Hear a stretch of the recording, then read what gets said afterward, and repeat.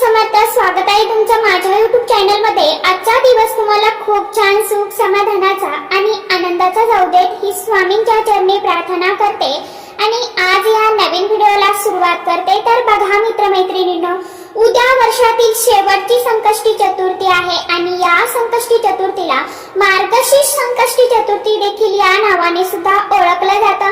त्याचप्रमाणे मार्गशीर्ष महिन्यातील कृष्ण पक्षातील चतुर्थीला गणादीप संकष्टी चतुर्थी साजरी केली जाते. ही मार्गशीर्ष संकष्टी चतुर्थी तिथी 8 नोव्हेंबर शनिवारी 7 नोव्हेंबर शनिवारी सकाळी 7:32 सुरू होत आहे आणि दुसऱ्या दिवशी 8 नोव्हेंबर रोजी रविवारी पहाटे 4:25 पर्यंत राहील. त्यामुळे ही गणादीप मार्गशीर्ष संकष्टी चतुर्थी 7 नोव्हेंबरलाच आपल्याला साजरी करायची आहे, कारण की उदय तिथीनुसार 7 नोव्हेंबरलाच ही चतुर्थी आहे. आता चंद्रोदयाची वेळ ही 7 नोव्हेंबरला संध्याकाळी 7:50 असणार आहे. संकष्टी चतुर्थीचा महत्व खूप मोठा आहे. या दिवशी भगवान व श्री गणेशांची पूजा केल्याने घरातील नकारात्मक ऊर्जा दूर होते आणि कुटुंबात सुख शांती कायम टिकून राहते, अशी देखील श्रद्धा आहे की या दिवशी गणपती बाप्पा जीवनातील सर्व अडचणी अडथळे दूर करून भक्तांच्या मनातील इच्छा मनोकामना पूर्ण करतात. गणादीप संकष्टी चतुर्थीचा व्रत सूर्योदयापासून ते सुरू होते आणि चंद्रदर्शन झाल्यानंतर पूर्ण होते. चतुर्थीच्या दिवशी चंद्र पाहणे खूप महत्त्वाचे मानले जाते. चंद्र पाहिल्यानंतरच हे व्रत संपते व पूर्ण होते. आता या संकष्टी चतुर्थीला आपल्याला आपल्या घरामध्ये काही उपाय करायचे आहे, काही सेवा करायची आहे. सर्वात महत्त्वाचं म्हणजे प्रत्येक आई वडिलांची इच्छा असते की आपल्या मुलांची प्रगती व्हावी. अभ्यासात असेल किंवा नोकरीमध्ये असेल किंवा इतर कोणत्याही क्षेत्रामध्ये त्याने मागे राहता कामा नये. तसं बघायला गेलं तर मुलं अभ्यास तर करतात, पण त्यांना पाहिजे तसे मार्क्स मिळत नाही किंवा अगदी त्यांना नोकरी मिळत नाही, मुलांना संतान प्राप्ती होत नाही, मुलांचा विवाह जुळून येत नाही. अशा अनेक समस्या आपल्याला मुलांबाबत असतात किंवा मुलांना वाईट संगत देखील लागलेली असते. आपले ते म्हणणं ऐकत नाही. मुलगा लहान असेल मोठा असेल, प्रत्येकाबाबत आपल्याला चिंता असतात. मग आता मुलांवरील असणारे सर्व संकटे अडचणी दूर होण्यासाठी या दिवशी कोणते उपाय करावे, कोणत्या सेवा कराव्या आणि कशा पद्धतीने करावे याविषयीची संपूर्ण माहिती आजच्या या नवीन व्हिडिओमध्ये मी तुमच्या बरोबर शेअर करणार आहे. त्यामुळे तुम्ही हा व्हिडिओ स्किप न करता शेवटपर्यंत नक्की बघा. चॅनलवरती तुम्ही जर हा व्हिडिओ पहिल्यांदा बघत असाल तर चॅनलला आवर्जून सबस्क्राईब करा आणि असेच नवनवीन माहितीपूर्ण व्हिडिओ बघण्यासाठी समोरील बेल आयकॉनलाही प्रेस करा. त्यामुळे काय होईल, जेव्हा कधी मी नवीन व्हिडिओ अपलोड करेल तर सर्वात अगोदर त्याचं नोटिफिकेशन तुम्हाला मिळेल आणि तुम्ही एकही व्हिडिओ मिस करणार नाही. कमेंट बॉक्स मध्ये ओम गणपतये नमः आवर्जून टाईप करा. तर बघा मित्रमैत्रिणींनो, आता हा उपाय कोणी करावा, तर घरातील कोणत्याही व्यक्तीने हे उपाय सेवा जी आहे तर केली तरी देखील चालणार आहे. शक्यतो करून आई किंवा आजीने हा उपाय करायचा आहे. फक्त घरामध्ये पिरियड्स असेल किंवा सुतक असेल तर मग या काळामध्ये आपल्याला हा उपाय करता येणार नाही. आता ही वर्षातील शेवटची संकष्टी चतुर्थी असणार आहे. या दिवशी आपण सकाळी लवकर उठायचं आहे. अगदी तुम्ही ब्रह्ममुहूर्तावरती उठलं तरी पण चालेल. सकाळी उठल्यानंतर स्वच्छ स्नान करायचं आहे. शुभ्र रंगाचे किंवा लाल रंगाचे वस्त्र परिधान करायचे आहे. त्यानंतर आपण उंबरठ्याला हळदीचं लेपन करावं. आता या दिवशी आपल्याला भगवान श्री गणेशांची पूजा सेवा करायची आहे. प्रत्येकाच्या घरामध्ये भगवान श्री गणेशांची मूर्ती ही असतेच असते. तर आपण देवघरामध्ये या दिवशी चौमुखी दिवा लावायचा आहे. आता हा चौमुखी दिवा का लावावा, तर चारही बाजूने येणारी संकटे दूर होण्यासाठी या दिवशी घरामध्ये चौमुखी दिवा लावला जातो. तर आपण कणिक घ्यायची आहे. कणिक ही मळून घ्यायची आहे. कणिक मध्ये आपण मीठ टाकायचं नाही, तर फक्त चिमूटभर हळद घालायची आहे. हळद ही भगवान श्रीहरी विष्णुदेवांना आणि माता लक्ष्मीला अत्यंत प्रिय आहे आणि हळद आपला गुरुग्रह जो आहे तर तो बळकट करत असते. तर कणकेचा चौमुखी दिवा आणि ज्यांना कणकेचा चौमुखी दिवा बनवणं शक्य नसेल तर अशा व्यक्तीने मातीची पंती घ्यायची आहे आणि ती चौमुखी पद्धतीने प्रज्वलित करायची आहे. एक प्लेट घ्यायची आहे. प्लेट मध्ये अखंड तांदूळ ठेवा. तांदूळ हे कुठेही फुटलेले तुटलेले घेऊ नका. अगदी अखंड तांदूळ आहे, तांदळावरती हळदी कुंकू अर्पण करायचं आहे, थोड्याशा फुलांच्या पाकळ्या टाकायच्या आहे आणि त्यावरती हा चौमुखी कणकेचा दिवा जो आहे तर तो ठेवायचा आहे. आता या दिव्यामध्ये आपण शुद्ध तूप टाकायचं आहे, त्याचप्रमाणे चिमूटभर हळद टाकायची आहे आणि एक हिरवी वेलची देखील टाकायची आहे आणि एक लवंग साबूद असलेली टाकायची आहे. लवंग जी टाकायची आहे तर जिला फूल आहे तीच लवंग आपल्याला दिव्यामध्ये घालायची आहे. बिना फूल नसलेली लवंग जी आहे तर ती दिव्यामध्ये घालू नका. तर ज्या लवंगेला फूल आहे तर तीच टाका. त्यामुळे माता लक्ष्मी आपल्या घराकडे आकर्षित होत असते आणि चारी बाजूने जे काही संकटे विघ्ने आपल्या घरावरती येत असतात तर ते दूर होण्यास मदत होत असते. दिव्याला देखील आपल्याला मनोभावे हळदी कुंकू लावायचं आहे, अक्षदा अर्पण करायची आहे, फूल अर्पण करायचं आहे. यानंतर आपल्याला भगवान श्री गणेशांची पूजा करायची आहे, भगवान श्री गणेशांना अभिषेक करायचा आहे. आता तुमच्या घरातील मुलं जर सेवा करण्यासाठी तयार असतील तर मुलांनाच या दिवशी भगवान श्री गणेशांची पूजा सेवा करायला लावायची आहे. तर भगवान श्री गणेशांना आपण अभिषेक करायचा आहे. सर्वात प्रथम आपल्याला स्वच्छ पाण्याने अभिषेक करायचा आहे, त्यानंतर गाईच्या कच्च्या दुधाने किंवा पंचामृताने अभिषेक करायचा आहे, परत स्वच्छ पाण्याने अभिषेक करायचा आहे. या अभिषेक करत असताना ओम गणपतये नमः या मंत्राचा जप करत राहायचा आहे किंवा गणपती अथर्व शीर्षम तुम्ही पठण करू शकता. अभिषेक करून झाल्यानंतर मूर्ती स्वच्छ पाण्याने आपल्याला परत धुवून पुसून घ्यायची आहे, कोरडी करून घ्यायची आहे. बाप्पांना तुमच्याकडे जर एखादं सुगंधी अत्तर असेल तर ते लावायचं आहे, चंदन लावायचं आहे, ओला कुंकू अक्षदा लावायचा आहे, अष्टगंध लावायचा आहे. त्यानंतर बाप्पांना ज्या काही वस्तू प्रिय आहेत तर त्या सर्व वस्तू गणपती बाप्पांना अर्पण करायच्या आहे. मग बाप्पांना जसं की जास्वंदीचं लाल फूल असेल, दुर्वा असेल, गुळ खोबऱ्याचा नैवेद्य असेल, मोदक असेल, या गोष्टी गणपती बाप्पांच्या खूप आवडीच्या आणि प्रिय वस्तू आहेत तर या वस्तू आपण त्यांना अर्पण करायच्या आहे. यानंतर उपाय करायला घ्यायचा आहे. आता मी तुम्हाला हिरव्या मुगाचा उपाय सांगणार आहे. 2 उपाय सांगणार आहे बघा व्हिडिओ मध्ये, तर तुम्ही दोन्ही पण करू शकता किंवा मग अगदी जो उपाय तुम्हाला सोपा वाटेल तर तो केला तरी देखील चालणार आहे. आता आपण ज्यावेळी उपाय करतो तर त्यावेळी आपण उपाय कशासाठी करत आहोत, कोणत्या याचा उपाय करत आहोत तर हे तुम्हाला सांगायचं नाहीये. ज्यावेळी तुमचा उपाय करून होईल त्यावेळेस तुम्हाला त्याचा म्हणजे प्रभाव जाणवायला सुरुवात होईल तर तुम्ही ते सांगू शकता. परंतु ज्या वेळेस तुम्ही उपाय करताना त्यावेळी तुम्हाला कोणी रोखणार नाही, टोकणार नाही याची काळजी तुम्हाला घ्यायची आहे. किंवा तुम्हाला स्वतःवरून सांगायचं नाही की कसं सांगायचं नाही की जसं की मी माझ्या मुलांसाठी हा उपाय करत आहे असं तुम्हाला सांगायचं नाही. हा ठीक आहे, एखादा समोरचा अडचणीत आहे तो तुम्हाला काहीतरी विचारत आहे तर तुम्ही त्याला सांगू शकता की बाबा हा असा उपाय आहे तू करून बघ. परंतु उपाय करणाऱ्यांची समोरच्यांची तितकी श्रद्धा असणं गरजेचं आहे.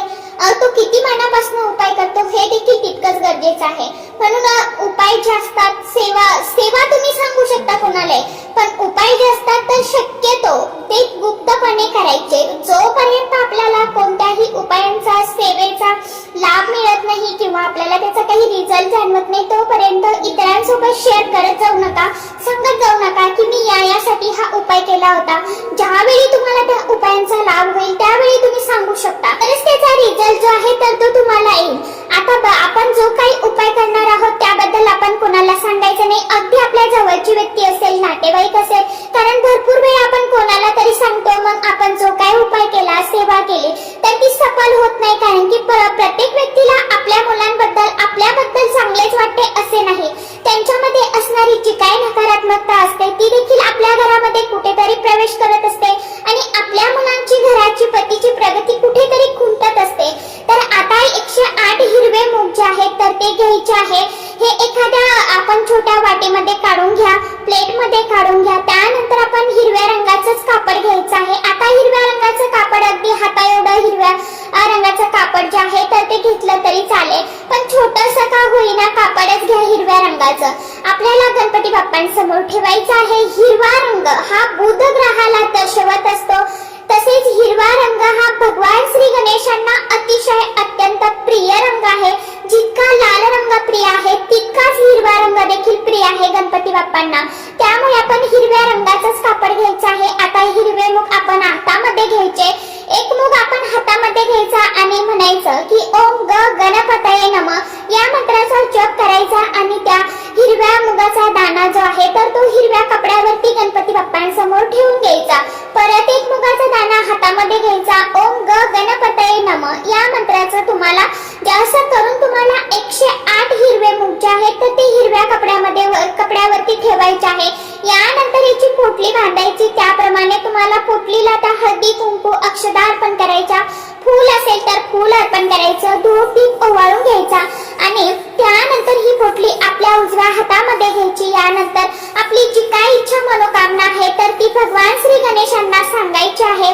अगदी कठीणातील कठीण इच्छा असू देत ती जसं की मुलांच्या अभ्यासामध्ये प्रगती होत नाही, त्याचप्रमाणे त्यांना नोकरीमध्ये यश मिळत नाही, संतान प्राप्ती होत नाही, त्यांचा आजारपण सतत चालू आहे किंवा घरामध्ये अगदी मुलं उद्धटपणे बोलतात, रागवतात, चिडतात, तर ते मनापासून आणि पूर्ण श्रद्धेने आपण भगवान श्री गणपती बाप्पांना सांगायचं आहे. आता आपली इच्छा मनोकामना बोलून झाल्यानंतर ही पोटली आपण भगवान श्री गणपती बाप्पांच्या चरणाजवळच ठेवायची आहे.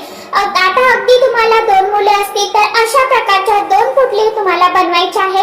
आता तुमची मुलं कुठे बाहेर गावी असतील तरी पण तुम्ही अशा प्रकारची पोटली जी आहे तर ती बनवून गणपती बाप्पांच्या चरणाजवळ ठेवायची आहे. यानंतर संध्याकाळच्या वेळी संकष्टी चतुर्थीच्या दिवशी संध्याकाळी आपण ही पोटली तिथून उचलायची आहे आणि ही पोटली आपण मुलांच्या उशीखाली ठेवायची आहे.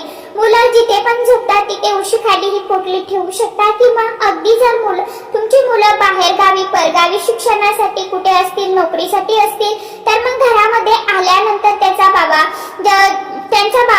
जास्त त्या ठिकाणी असतो, वावर ज्या ठिकाणी असतो ना तर त्या ठिकाणी तुम्हाला ही पोटली ठेवायची आहे. जसे की टेबलवरती ठेवली तरी चालेल किंवा जिथे कुठे अभ्यासाला बसतात तिथे ठेवली तरी देखील चालणार. नंतर ही पोटली आपण तिथे तशीच राहून द्यायची आहे. रात्रभर तशीच ठेवायची. दुसऱ्या दिवशी सकाळी उठल्यानंतर ही हिरव्या रंगाची पोटली आपण उचलायची आणि जवळपास असणाऱ्या भगवान श्री गणेशांच्या मंदिरामध्ये जायचं. आता जवळपास जर भगवान गणपती महाराजांचं मंदिर नसेल, माता लक्ष्मीचं मंदिर असेल किंवा देवादिदेव महादेवांचं मंदिर असेल, कोणतंही मंदिर असू दे, फक्त गणपती बाप्पांचा फोटो किंवा मूर्ती ही आपल्याला बघायला मिळतेच तिथे गेल्यावरती, तर ही हिरव्या रंगाची पोटली आपण हातामध्ये घ्यायची. त्याचप्रमाणे भगवान श्री गणेशांना ज्या काही वस्तू प्रिय आहेत तर त्या सर्व वस्तू देखील तुम्ही घेऊन जाऊ शकता. पूजेचं साहित्य सोबत घेऊन जाऊ शकता. तिथे गेल्यानंतर शुद्ध तुपाचा दिवा लावा, अगदी तिथे धूप लावा, प्रज्वलित करा. दिव्यामध्ये तेल टाकलं तरी पण चालेल. यानंतर ही पोटली आपण हातामध्ये घ्यायची आणि ओम ग गणपतये नमः, ओम ग गणपतये नमः या मंत्राचा जेवढ्या वेळा आपल्याला जप करणं शक्य होईल तेवढ्या वेळा जप करायचा. त्यानंतर आपल्या मनातील इच्छा मनोकामना जी आहे तर ती व्यक्त करून काही मुलांबद्दल तुम्ही अगोदर इच्छा बोलली होती तर तीच इच्छा आपण तिथे बोलायची आणि ही पोटली भगवान श्री गणपती बाप्पांच्या चरणाजवळ तुम्हाला तिथे अर्पण करायची आहे. परत आपल्याला घरी आणायची नाही तर ती पोटली तिथेच ठेवून द्यायची आहे. यामुळे आपल्या मुलांवरून येणारे मुलावरती येणारे सर्व संकट, अडचणी, अडथळे हे दूर होत असतात. त्याचप्रमाणे या दिवशी मुलांना गणपती अथर्व शीर्षम पठण करायला सांगायचं आहे. गणपती अथर्व शीर्षम पठण करणं शक्य होत नसेल तर मग श्रवण करायला लावा. मोबाईल वरती लावून दिलं आणि आपण नुसतं ऐकलं तरी देखील चालेल, पण गणपती अथर्व शीर्षम या दिवशी घरामध्ये आपण पठण करायचंच आहे, ऐकायचंच आहे. यानंतर आपण आणखीन एक उपाय करायचा आहे.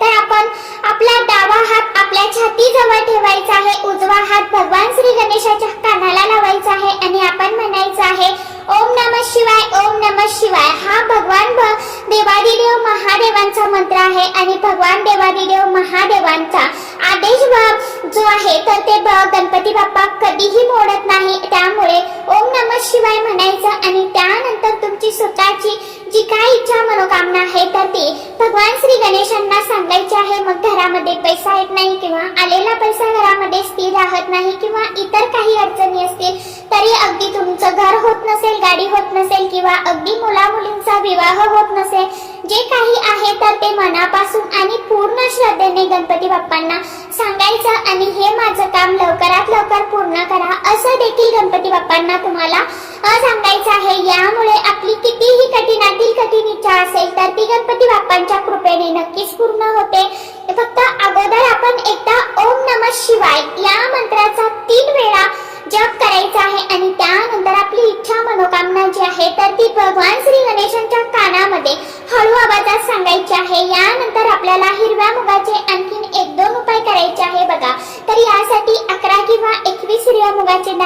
आता हे हिरव्या मुगाचे दाणे घेऊन आपण जवळपास असणाऱ्या भगवान श्री गणपती महाराजांच्या मंदिरामध्ये जायचं। आता हा उपाय संकष्टी चतुर्थीच्या दिवशीच करायचा आहे। हिरव्या मुगाचे दाणे आपण हातामध्ये घ्यायचे, त्यासोबत भगवान श्री गणेशांना ज्या काही वस्तू प्रिय आहेत तर त्या वस्तू देखील तुम्ही घेऊ शकता।